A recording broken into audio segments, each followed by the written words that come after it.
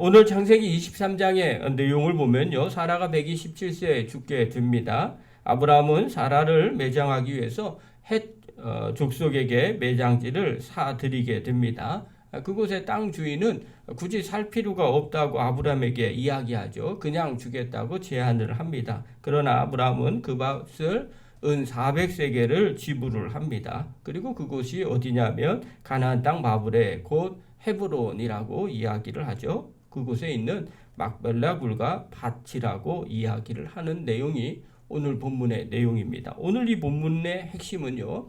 사라의 매장지를 찾는 그리고 그것을 흥정하고 그것을 사는 내용이 주류를 이루게 됩니다. 13절에 보면 이렇게 말을 하죠. 내가 그 밭값을 당신에게 주리니 당신은 내게서 받으시오. 이렇게 말합니다. 그냥 사용하라고 하는데 밭값을 아브라함이 치르겠다고 얘기하는 거죠. 15절에 보면 은 400세겔이라고 얘기하고요. 16절에 보면 아브라함이 은 400세겔을 달아서 준다고 이야기를 합니다. 또 18절에 보면 아브라함의 소유로 확정된지라 이렇게 기록되어 있고요. 또 20절에도 아브라함이 매장할 소유지로 확정되었더라 이렇게 기록이 되어 있어요. 이 말씀 묵상하면서 드는 생각이 하나 있었어요. 왜 아브라함은 아내 사라를 장사 지내면서 굳이 은 400세겔이나 지불하면서 그 땅을 살까 하는 거예요. 그냥 쓰라고 했으면 그냥 써도 될 걸 굳이 살 필요가 있었을까 하는 거죠. 매장이 목적이라면이라고 우리가 생각을 해보면 그냥 핵족속 얘기한 대로 값 지불하지 않고 그냥 쓰면 됩니다. 그런데 굳이 값을 지불하고 사는 이유가 무엇일까? 이유가 있으니까 그렇게 하지 않겠어요? 그리고 또 오늘 이 한 장을 걸쳐서 계속해서 이 내용을 기록하고 있지 않겠습니까? 이유는 아주 단순하지만 또 중요한 거예요. 이게 바로 뭐냐면 하나님이 약속하신 그 땅을 처음으로 매입을 하는 사건이기 때문에 그렇습니다. 이 땅을 값주고 샀다는 거죠. 자, 지금 아브라함의 인생은요, 나그네 인생입니다. 갈대아우르로부터 여기까지 왔어요. 한번 생각을 한번 해보시죠. 갈대아우르로부터 여기까지 왔을 때 아브라함의 식솔들, 아브라함의 아버지도 마찬가지지만 그분들이 안 죽었습니까? 전부 다 죽음을 맞이하고 또 장사도 다 지냈을 겁니다. 자, 그러면 그때마다 그 매장지를 샀을까요? 라는 질문이 생깁니다.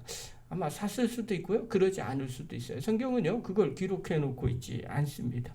왜냐하면 여기까지 오는데 이 사람들은 나그네라고 생각하기 때문에 그곳에 내가 무엇을 사가지고 무엇을 두고 그리고 이곳에 오지를 않았기 때문에 그렇습니다. 나그네 인생이라는 것은요, 굳이 땅을 살 필요가 없습니다. 왜냐하면 다시 그곳으로 갈 그런 생각이 없기 때문에 그렇습니다. 그러나 이제 이곳이 나그네 인생의 끝이 아니라고 생각을 하면 이곳이 내가 살 곳이고 이제 정착할 곳이라고 생각을 한다면 어떻게 될까요? 이때부터는요, 매장지가 필요한 거죠. 이때부터는 내 약속한 그 땅을 값을 주고 살 수밖에 없습니다. 지금 가나안 이 땅은요, 이스라엘 백성들에게 있어서 또 아브라함에게 있어서 하나님이 약속하신 땅입니다. 즉 하나님이 이 땅을 나와 우리 후손들에게 주실 땅이죠. 또 이곳에서 자손들이 번성할 것이라는 그 약속을 아브라함은 믿고 있었어요. 그렇기 때문에 이제부터 내 아내 사라가 죽자 매장을 어떻게 합니까? 그냥 아무데나 두는 것이 아니라 땅을 구입해서 그곳에서 살게 하는 거죠. 약속의 땅인 약속의 땅에서 비록 나는 나그네처럼 사는 것처럼 보이지만 땅의 일부를 구입을 하게 됩니다. 그리고 후손들이 그곳에서 정착할 것을 믿었기 때문에 또 그렇게 되기를 바랬기 때문에 그 땅을 구입한 거죠. 왜냐하면 당시의 유대인들은요, 부모님의 묘지를 아주 중요하게 여겼었습니다. 그래서 그 묘지를요, 후손들이 돌보는 곳이었습니다. 그리고 가족들이 함께 장사를 지내는 곳이 묘지였습니다. 그래서 실제로 이 막벨라 굴은요, 사라만 매장을 한 것이 아니라 이곳에 아브라함을 매장을 했고요. 또 아들 이삭도 매장을 했고요. 리브가도 매장을 했고요. 또 그의 아들인 야곱과 레아가 이곳에 묻혀 있습니다. 지금도 이 막벨라 굴은 있고요. 또 이스라엘이 관할을 하게 됩니다. 지속적으로요. 이것을 돌보고 관리했던 것이 이 굴입니다. 이스라엘 백성들에게 있어서는 지금도 이것이 성지가 되어 있고요. 후손들이 계속 관리하고 주장하는 내용들이 바로 이곳에 있습니다.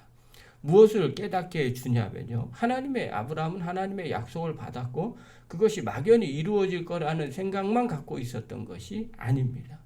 하나님의 약속을 받았다면 이제 그것이 어떻게 해야 될까? 이루어지는데 내가 어떻게 해야 될까라는 생각을 한 거죠. 그래서 자기의 작은 수고로 그 땅을 사기 시작한 겁니다.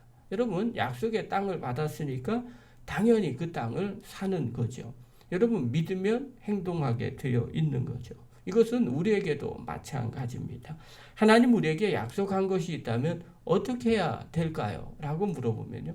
그냥 하나님이 알아서 하시겠지라고 생각하는 분들도 계십니다. 또 어떤 분은요. 하나님의 약속과 상관없이 내 인생 살겠다고 하는 분들도 계십니다. 그러나 중요한 것은요. 하나님의 약속을 받았다면 그 약속이 이루어지도록 내가 해야 할 일을 해야 된다는 것입니다. 그것이 그것을 믿은 사람들의 모습입니다. 하나님께서 올해 우리 교회 회복하라는 말씀을 주셨습니다. 자, 보통 사람이라면 어떻게 생각할까요? 당연히 하나님이 회복하라고 하겠지 뭐. 알아서 하나님이 하시겠지. 시간 지나면 회복되겠지. 이렇게 생각하시는 분은 그래도 믿는 사람 중에 한 사람일 겁니다. 대부분의 사람들은 그게 나와 무슨 상관이야. 하나님의 약속의 말씀은 말씀인 거고 내 인생은 내 인생이야. 이렇게 생각하면서 내 마음대로 사는 분들도 계실 겁니다.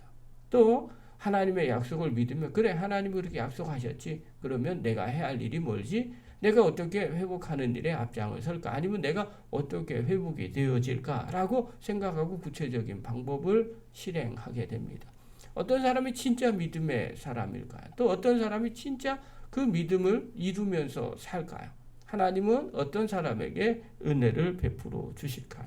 여러분, 회복하라고 하는 이 약속을 받았다면 이것을 내가 분명하게 믿는다면 이제 하나님이 그 일을 하신다면 내가 이제 어떻게 해야 될까요? 라고 물어보면 답은 나와 있죠. 회복하는 자리에 내가 열심히 참여하는 겁니다. 회복하는 일에 내가 열심히 함께 하는 겁니다. 그때 하나님의 회복의 역사가 일어나게 되죠. 이것은요, 교회뿐만 아니라 개인적으로도 마찬가지입니다. 하나님이 나에게 약속하신 약속들이 있습니까? 자, 그렇다면 그 약속을 어떻게 내가 쟁취를 할까요? 또 하나님의 약속이 어떻게 이루어질까요? 그 약속을 위해서 내가 해야 할 일을 해야 됩니다. 기도를 해야 되려면 기도하고요. 또 내가 무엇인가를 수고를 아끼지 않으려면 아끼지 않아야 되고요. 또 때로는 십자가 져야 되려면 십자가를 져야 되고요. 말씀을 지키려고 애쓰는 그 무엇인가가 있어야 되죠. 아브라함은요, 땅의 약속을 받았어요. 후손의 약속을 받았어요. 이제 자신이 해야 할 일을 한 것뿐이에요. 내가 하는 이 약속의 땅에서 나와 내 후손들이 계속해서 살려면 땅을 매입하게 되는 거죠. 이 일로 후손들이 계속 이곳에서 거주하게 되고요. 이것을 돌보고 이것을 관리하게 되어 있어요. 그래서 시간이 지나자 후손들이 점점 많아지는 역사가 일어나고요. 후손들이 많아지니까 점점 그 땅에서 사는 땅의 영토도 점점 넓어지게 되더라는 겁니다. 결국 어떻게 돼요? 시간이 흐르자 하나님의 은혜로 말미암아 또 그들의 수고로 말미암아 그 땅이 이스라엘 백성들의 땅이 되게 되는 거죠. 사랑하는 성도 여러분, 또 영상을 보는 귀한 성도 여러분, 오늘 우리에게도 하나님 주신 약속이 있습니까? 개개인에게 주신 하나님의 약속이 있습니까? 그렇다면 내가 이것을 어떻게 해야 될까요? 그냥 막연하게 하나님이 이루시겠지라고 생각하는 것이 아니라 내가 그 하나님의 약속을 믿고 작지만 하나부터 수고를 아끼지 않은 성도들이 되기를 바랍니다. 그때 하나님의 은혜가 점점 임하게 되고요. 또 그때 하나님의 열매를 맺는 성도들이 됩니다. 저와 여러분이 그런 믿음의 종이 되기를 간절히 축원합니다.